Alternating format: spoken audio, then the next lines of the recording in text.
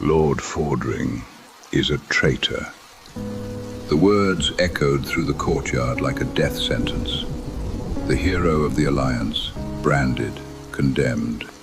Before dawn, he would lose everything. The ride back to Mardenholde Keep felt like a funeral march. Rain beat down on them. For 30 years, Tirion wielded the light, a champion, a symbol, a shield for the innocent. But now, nothing remained. The advisors gathered at the gates. They saw Arden's face and knew something was wrong. He did not hesitate. Lord Fordring is a traitor. Gasps rippled through the air. The champion of the light, fallen. Tirion stumbled into his chamber and collapsed into his chair. The shaking wouldn't stop, not from the cold, from the weight of it all. The silence pressed in around him. He had faced judgment before men. Now he had to face something far worse. Karandra.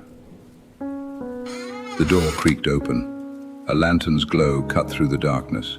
She knelt beside him, worry etched across her face. Tirion lifted his eyes to hers.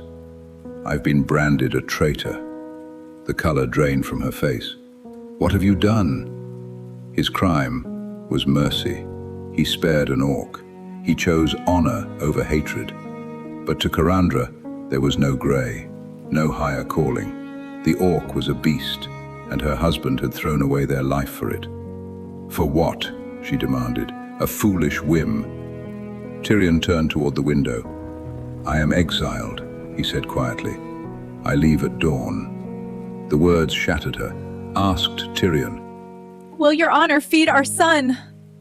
Will it keep a roof over his head?" And for the first time that night, Tirion had no answer. Then came the final blow. "I love you," she whispered through tears, "but I won't go with you." She would not let their son grow up an outcast. She chose the boy over her husband. "I hope your honor keeps you warm." The door slammed. Tirion stood alone in the silence. He had lost his light, his land, his wife. There was only one goodbye left. He sat at his desk, hand trembling, and began to write. To his son. He poured his heart into the letter, trying to explain why a father would choose exile over comfort. He crept into the boy's chamber. Talon slept peacefully. Tirion slid the letter beneath the pillow. One day he hoped the boy would understand, perhaps even be proud. He kissed his son's forehead. "Goodbye, my son. Be good." It took all his strength to walk away, leaving his heart behind. Dawn broke over Mardenholde Keep. Tirion stood in the stables when Arden approached. For a moment, he thought the captain had come to arrest him. Instead, Arden tightened the saddlebags and said, "I cannot condemn you." Tirion gripped his hand. "Watch over them, keep my boys safe," he said.